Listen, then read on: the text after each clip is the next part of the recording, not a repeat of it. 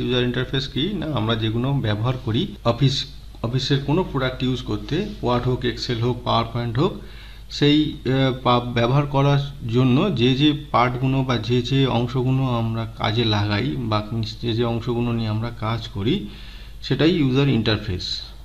যেমন এই যে ছবিটা এখানে দেখছো, এই ছবিটা আগেরবার 2012 যখন দিয়ে করিয়েছিলাম আগের রাউন্ডে, তখনও দেখিয়েছিলাম যে যেমন ধরো এখানে যে ফাইল নামটা সেভ করব সেই ফাইল নামটা থাকবে এবং কি product, Word, Excel, PowerPoint সেটা দেখাবে।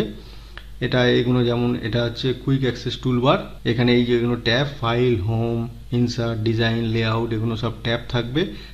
তার আন্ডারে থাকবে রিবন, এই পুরো জায়গাটাকে রিবন বলা হয়। এটা হচ্ছে ডকুমেন্ট পেন্ট, এখানে আমরা লিখতে পারবো যা যা কিছু লিখতে চাইলে এখানে লেখা যাবে। আচ্ছা, ডান দিকের এখানে থাকে স্ক্রোল বার,